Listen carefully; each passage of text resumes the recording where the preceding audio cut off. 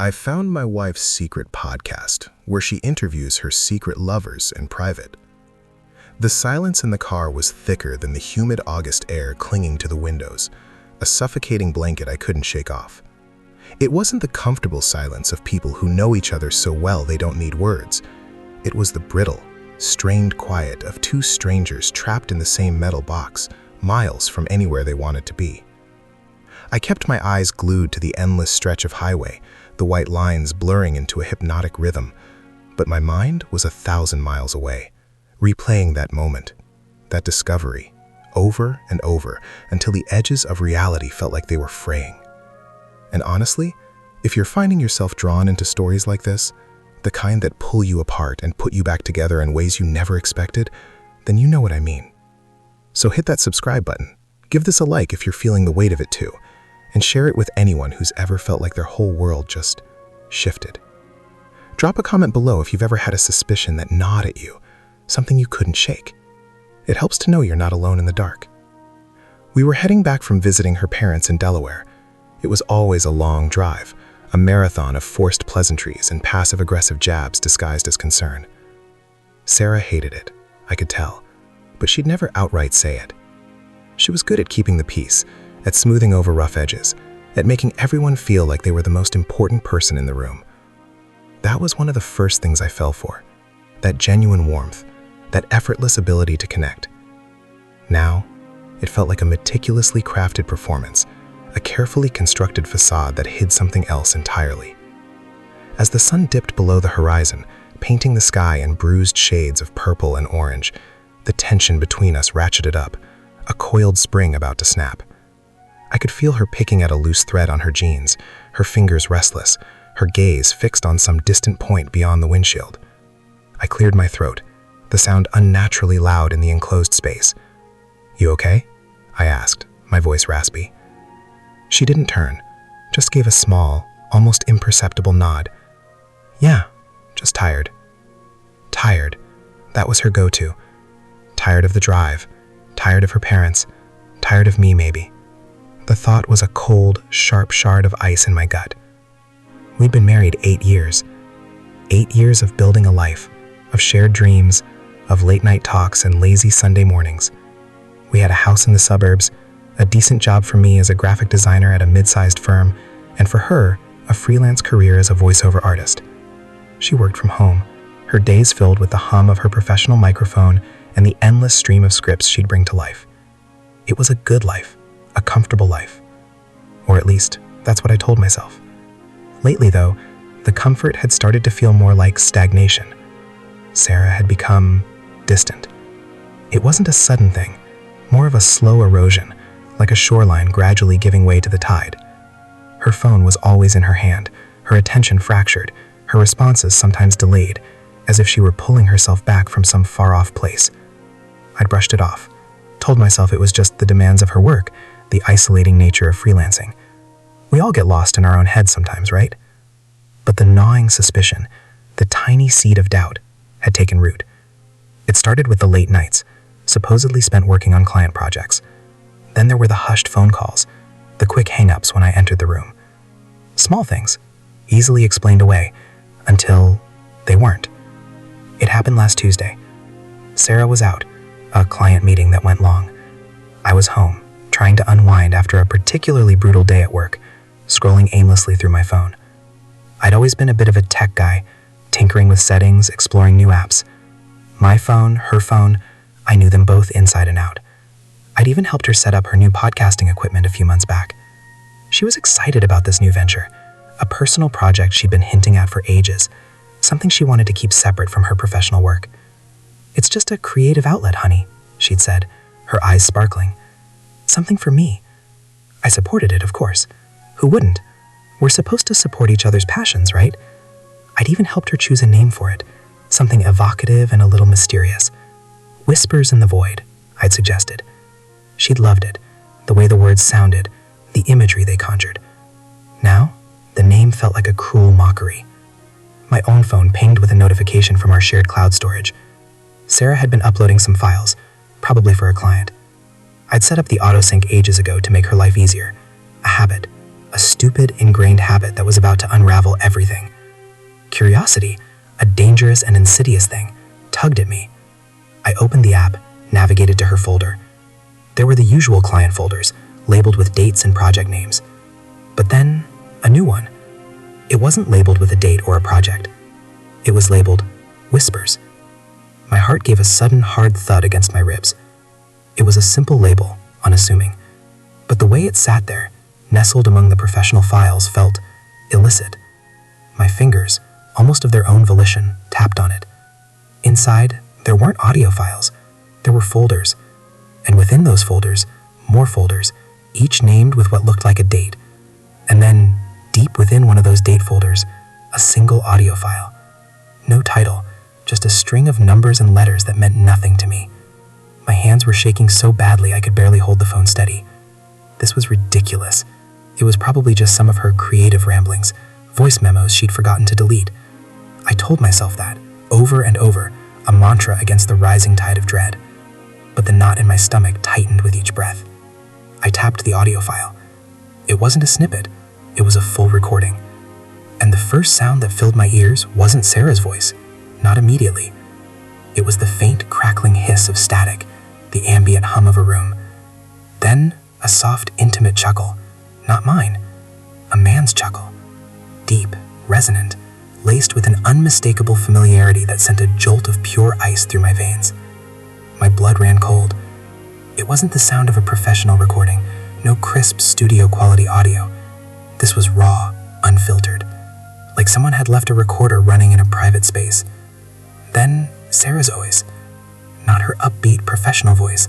This was softer, breathier, laced with a vulnerability I hadn't heard in years.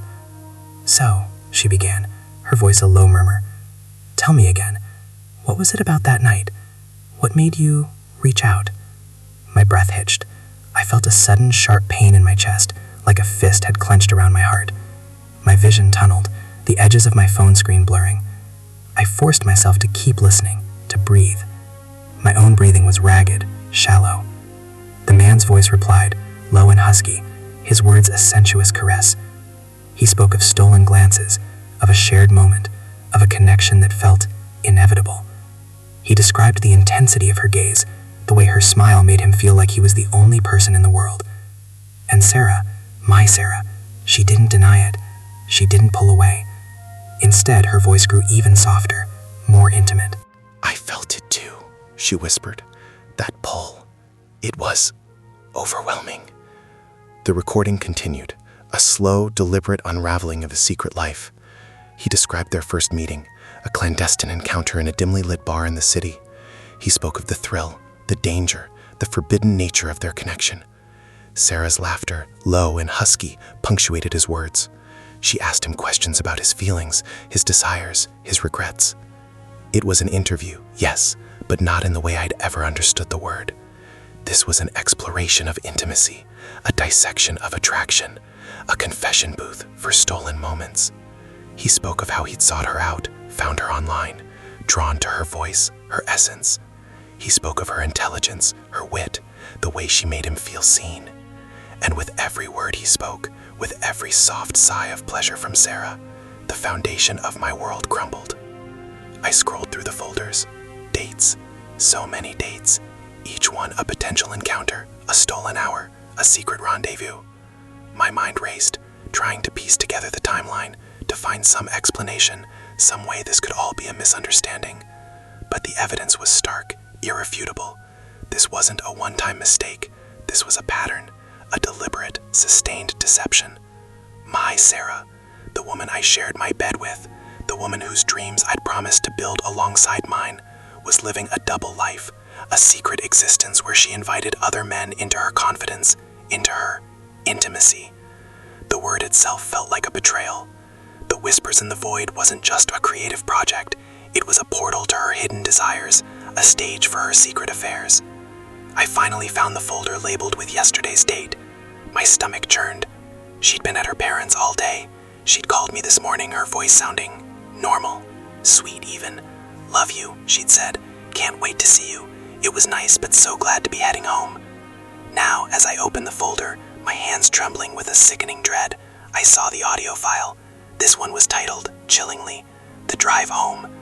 I hesitated, my finger hovering over the screen. Every instinct screamed at me to stop, to delete it, to pretend I'd never seen any of this. But the desperate need to know, to understand the depth of this betrayal, was a powerful, destructive force. I tapped it. The recording started with the familiar hum of an engine, car sounds, Sarah's breath, a soft, contented sigh. Then a man's voice, his tone warm, familiar, and utterly devastating. "You know," he said, his voice a low rumble, "I was thinking about that time we went to the lake. Remember, you were wearing that blue dress." Sarah's laughter, a sound that used to fill me with joy, now felt like a sharp, agonizing stab. "Of course I remember," she purred. "You looked so lost in thought, like you were seeing something only you could see." He juggled. "Maybe I was. Maybe I was seeing you, truly seeing you." He paused. "And that night in the city, when we walked along the river, that felt like everything." My vision swam. The car sounds grew louder, more jarring.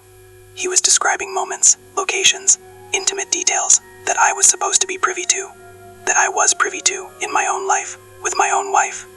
He continued, his voice a velvet caress. "And you know what I'm going to miss the most about these sessions?" Sarah's voice, soft, questioning. "What?" "Your honesty," he said. "The way you let me see the real you, the parts you hide from everyone else." He paused, and in that pause, I heard Sarah's sharp inhale, a sound of pure, unadulterated pleasure. "That's what makes you so irresistible, Sarah." Then, the sound of them kissing, a deep, passionate kiss. A kiss that wasn't mine. A kiss that echoed in the suffocating silence of my car. A betrayal so profound it felt like a physical blow.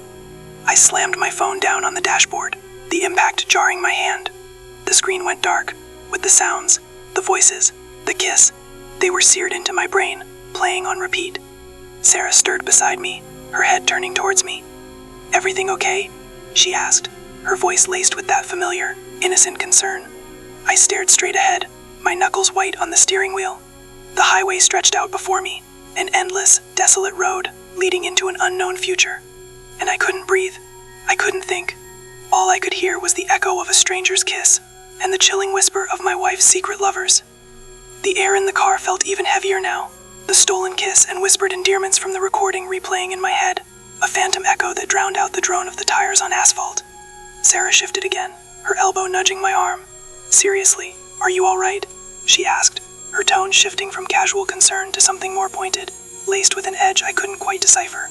Was it suspicion, annoyance, or was it the practiced indifference of someone who'd mastered the art of feigning normalcy? I kept my eyes fixed on the road, my jaw tight, my body rigid. I could feel her gaze on me, searching, probing, trying to read the seismic shift happening within me. The white lines on the highway were no longer a hypnotic rhythm. They were jagged scars, tearing through the landscape of my life. "I'm fine," I managed, the words a gravelly rasp I barely recognized as my own. "Just thinking." Thinking was an understatement. My brain felt like a busted dam, the torrent of information, of betrayal, of sheer disbelief, threatening to overwhelm me. Every shared memory, every intimate moment, every whispered "I love you" was now tainted, a corrupted file in the hard drive of my mind. I saw her face, the way she'd looked at me this morning, the soft smile she'd given me before I left for work, the casual text messages throughout the day. All of it, a performance, a masterful, soul-crushing performance. And I, the doting husband, had been her most dedicated audience, applauding every lie, every fabricated sentiment. The sheer audacity of it, the meticulous planning, the chilling compartmentalization. It was almost admirable, if it wasn't so devastating. She went quiet again, and I could feel her retreating, pulling back into her shell. This was her whoop, when confronted with anything remotely difficult. She'd just shut down, become small, and wait for the storm to pass. I wanted to scream, to grab her by the shoulders, and shake her and hear the truth spilled out of her, until the carefully constructed facade shattered. But I couldn't. Not yet. The shock was still too raw, the pain too acute. I needed to breathe, to process, to find some semblance of control before I erupted. The sun had fully set now, plunging the world outside into an inky blackness that mirrored the void opening up inside me. The dashboard lights cast an eerie glow on her face, her features soft and unreadable in the dimness. She looked so normal, so innocent. It was a mask I had never seen through, and now, seeing the horror beneath it, I felt a nauseating sense of foolishness. Did you hear anything from your parents? I asked, the question a deliberate defension, a desperate attempt to steer the conversation away from the precipice I was teetering on. It was a weak attempt. I knew she'd see through it, but I had to try. I had to buy myself some time.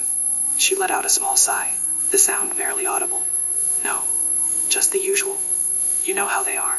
She picked at her nail polish, her movements slow and deliberate. They asked about the new podcast. They're really interested in it. The podcast. My God. Whispers in the Void. The name now sounded like a punchline, a cruel joke played on my unsuspecting ears. I remembered helping her set up the equipment, the excitement in her eyes, the way she described it as her little escape. Escape from what? From me? From our life? The thought twisted in my gut. That's good, I said, the word catching in my throat. Glad they approve. I could feel a tremor running through my hands, so strong I had to grip the steering wheel tighter to keep them from visibly shaking. I thought about the recording, the one labeled The Drive Home. It wasn't just a recording. It was a goddamn farewell, a goodbye to the life she was supposedly sharing with me, a final, intimate moment with her secret lover before returning to the charade. And he knew. He knew she was going back to her real life, her husband. He knew she was hiding parts of herself from everyone else, and she'd let him see those parts. She'd wanted him to see them. The silence stretched, taut and suffocating. I could feel her looking at me again, a flicker of unease in her eyes. "You're acting strange," she said, her voice quieter now, more hesitant. "Is something wrong?" I forced a tight, humorless smile. "No, nothing's wrong. Just tired. Long drive, you know." I mirrored her earlier words, a hollow echo of her own evasiveness. It was a pathetic attempt at misdirection, and I knew it. She didn't respond, but I could feel her apprehension growing, a palpable shift in the air between us. The highway ahead seemed to stretch into an abyss, the darkness outside impenetrable. We were driving towards a future I no longer recognized, a future built on a foundation of lies. I pulled into our driveway, the familiar sight of our house, the porch light casting a warm, welcoming glow, feeling like a cruel mockery. This was the life I'd believed in, the sanctuary I'd thought we'd built. Now it felt like a stage, and I was just an actor playing a part I no longer understood. As I killed the engine, the silence in the car returned, but it was different now. It was a charged silence, pregnant with unspoken accusations and the suffocating weight of discovery. I turned to her, my heart pounding a frantic rhythm against my ribs. Her eyes met mine, and for the first time, I saw something flicker there, something other than practiced calm. It was a flash of fear, a fleeting, almost imperceptible tightening around her mouth. "Sarah," I started, my voice low, rough. I had to do this. I had to know. I had to confront the truth no matter how ugly it was. "Who is he?" Her eyes widened slightly, her breath catching in her throat. She opened her mouth to speak, but no sound came out. The fear in her eyes intensified, and I saw a flicker of something else there too, a desperate attempt to regain control, to spin a narrative, to lie her way out of this. "What are you talking about?" she finally managed, her voice trembling just enough to betray her. I held her gaze, my own eyes burning with a mixture of pain and raw anger. "The podcast, Sarah, Whispers in the Void. I heard it. The recording labeled The Drive Home. The words were out, raw and ragged. I watched as a wave of panic, guilt, washed over her face. Her carefully constructed composure began to crack. "I don't know what you're talking about," she insisted, but her voice lacked conviction. She looked away, her gaze darting around the car as if searching for an escape route. "Don't lie to me," I said, my voice rising, the control I'd been desperately clinging to slipping away. "I heard him, Sarah. I heard you, talking about the lake, about the city, about how irresistible you are, about how I don't see the real you. The last words were a raw, wounded cry. The images from the recording, the intimate sounds, the stolen kiss, they flashed behind my eyes, a vivid, agonizing panorama of betrayal. Her shoulders slumped, the fight draining out of her. She finally looked back at me, her eyes brimming with unshed tears. But there was a hardness there too, a resignation that chilled me to the bone. It's not what you think. Then what is it, Sarah? I demanded, my voice shaking. Because from where I'm standing, it looks like you've been living a secret life, interviewing and with other men, while I've been here, thinking we had something real. She hugged her arms around herself, a small, defeated gesture. It started a few months ago. I felt so stagnant, unseen, like I was just going through the motions. You were so busy with work, and I felt alone. She swallowed hard, her voice barely a whisper. He found me online. He was drawn to my voice. He said I understood him, and I understood him too. It was just talking. At first, talking. I scoffed, the sound harsh and disbelieving. That didn't sound like just talking, Sarah. That sounded like more. A lot more. The kiss, the intimacy, the palpable passion in their voices. A tear finally escaped, tracing a path down her cheek. It became more. I know it was wrong. I never meant for it to get like this. It was just an escape, a way to feel something again. Her confession tumbled out, a torrent of excuses and justifications that only served to deepen the chasm between us. An escape, I repeated, laced with disbelief and a rising tide of anger. An escape from what? From our life? From me? I thought we were a team, Sarah. I thought we were building something together. But you were out here, building something else entirely, with someone else. The sheer hypocrisy of it all was staggering. Her constant talk of connection, of authenticity, of shared dreams, all of it a lie. She didn't meet my eyes. I was lost, Mark. I felt invisible, and he made me feel seen. He made me feel alive. The words were a betrayal in themselves, a direct indictment of our marriage, of me. Alive. I finally broke. The control snapped. I slammed my fist against the steering wheel, the sharp impact sending a jolt of pain up my arm. You made me feel like I was dying, Sarah. Every time you were on your phone, every time you took one of those hushed calls, every time you said you were working late, that was you dying to me. That was you erasing me from your life. My voice was hoarse, raw with emotion. The tears I'd been holding back for hours finally threatened to spill.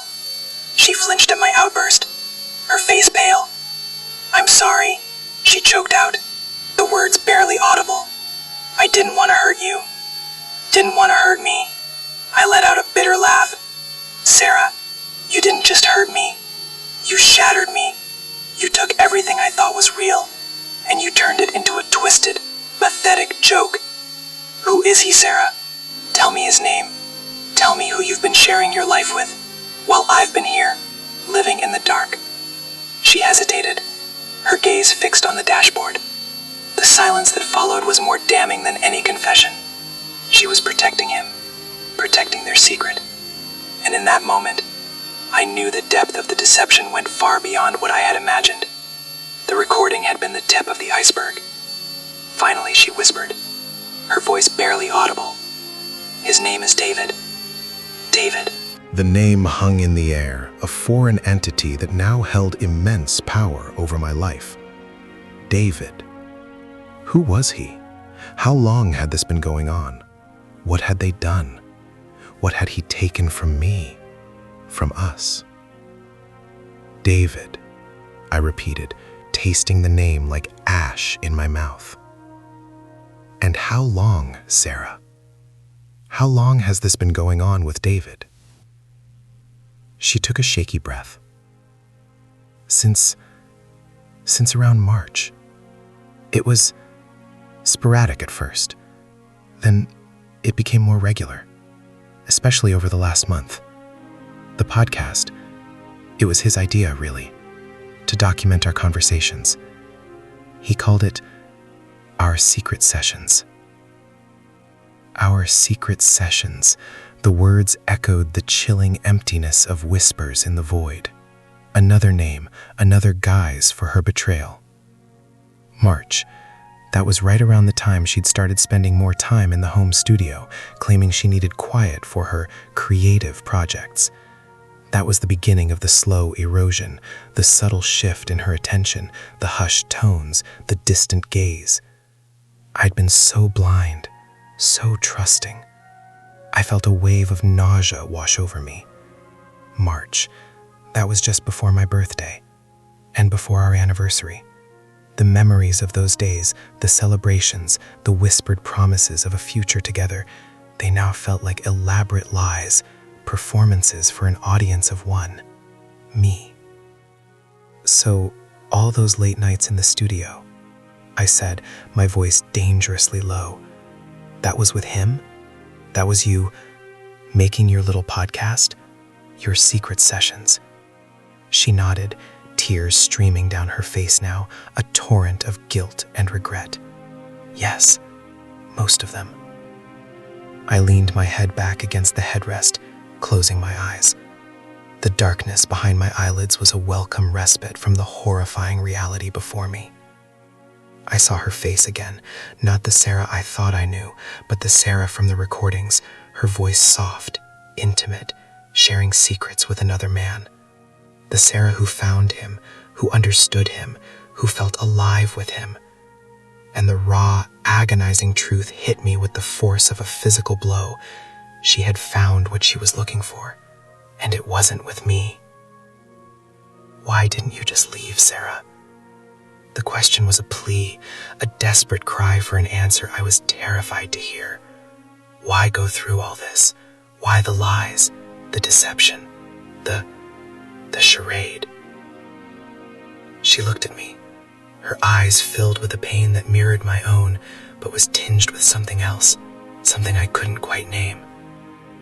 Because, she whispered, her voice cracking, because I was afraid of losing everything, afraid of hurting you, afraid of what I was becoming. Afraid. Of course she was afraid. But she hadn't been afraid to betray me. She hadn't been afraid to lie to my face, to steal moments and intimacy that belonged to me. The fear she spoke of was a selfish fear, a fear of consequences, not a fear of causing pain. I looked at her, really looked at her, and for the first time in 8 years, I saw a stranger, a woman I didn't know, a woman who had meticulously crafted a double life right under my nose. The betrayal was so profound, so absolute, it felt like an amputation of my soul. I had loved her, I had built my life around her, and she had systematically dismantled it, piece by agonizing piece, all while smiling sweetly and telling me she loved me. I don't even know who you are anymore, Sarah, I said, the words hollow and empty. The silence in the car was deafening now, broken only by the sound of her quiet sobs. I wanted to ask more questions, to dig deeper, to understand the mechanics of her betrayal, to dissect every lie. But the sheer weight of what I had already discovered was crushing me. I felt a burning rage simmering beneath the surface of my despair, a cold fury that threatened to consume me. I got out of the car, the night air a shock against my heated skin. I didn't look back. I walked towards the house we built together, the house that now felt like a monument to our shared deception. I didn't know what I was going to do next. I didn't know if I could ever look at her again without seeing the recordings, hearing the whispers, feeling the phantom touch of another man's kiss. All I knew was that the ground had shifted beneath my feet, and I was standing on the edge of an abyss, with no idea how to climb back out. The porch light, once a symbol of warmth and welcome, now felt like a spotlight illuminating the ruins of my life. I fumbled for my keys, my hands still shaking, the metallic click echoing in the vast emptiness of the night. As I opened the door, I braced myself, knowing that stepping inside meant stepping into a future I could no longer comprehend. The darkness within the house felt infinite, and I was utterly, terrifyingly alone. The keys jangled in my hand, a pathetic little symphony against the silence. I stood on the porch, the cool night air doing nothing to temper the inferno in my gut. For a long moment I just stood there, listening to Sarah's muffled sobs from the car, the sound a ragged counterpoint to the pounding in my ears. It was surreal, like watching a movie of my own life, but I'd somehow missed the opening credits and stumbled into the gut-wrenching climax. My sanctuary, our home, every brick, every piece of furniture, every photograph on the mantelpiece was now a monument to her duplicity. The life I thought we shared, the future we'd planned, it was all a meticulously constructed illusion, a stage set she'd expertly arranged for my unwitting performance. I'd been the star, the devoted husband, playing my part with earnest conviction, completely oblivious to the real drama unfolding just beyond the curtain. I finally pushed the door open, the familiar squeak of the hinges sounding like a mournful sigh. The house was dark, save for the faint glow from the streetlights filtering through the blinds. I walked through the living room, my footsteps unnaturally loud on the hardwood floors. I saw the photo album on the coffee table, open to a page of our wedding pictures. Us, smiling, oblivious, so full of promise, so young. I turned away, a wave of nausea washing over me. It all felt like a lie. Every smile, every touch, every shared dream. It was all part of her elaborate script. Upstairs, the master bedroom was exactly as we'd left it that morning. Her side of the bed was neatly made, mine still slightly rumbled from where I'd thrown the blankets back in my haste to leave. The scent of her perfume still lingered faintly in the air, a cruel reminder of her closeness, her intimacy. I looked at the dresser, at the framed photos of us. A vacation in Colorado, her graduation, a goofy selfie we'd taken at a friend's barbecue. Each one, a dagger, twisting deeper. I imagined her looking at these photos, perhaps even arranging them, while she was crafting her secret world with David. Had she ever felt a flicker of guilt, a moment of hesitation? Or had the thrill of her secret life, the power of her deception, eclipsed any sense of remorse? I wandered into the spare room, the one she'd converted into her home studio. The soundproofing panels lined the walls, the sleek microphone stand, the expensive recording equipment. It all looked so professional, so dedicated. This was her escape, her sanctuary, her battlefield. The very place I'd encouraged her to pursue her passion, to find her voice. And she'd used it to steal mine. I ran a hand over the cool surface of her desk, tracing the faint lines left by countless hours of work. Work on what? On lies. On manufactured intimacy. On a carefully curated version of herself designed to seduce and deceive. I opened a drawer, my heart thumping against my ribs with a heavy, suffocating rhythm. I wasn't sure what I was looking for. Some tangible proof, some lost diary, some hidden message.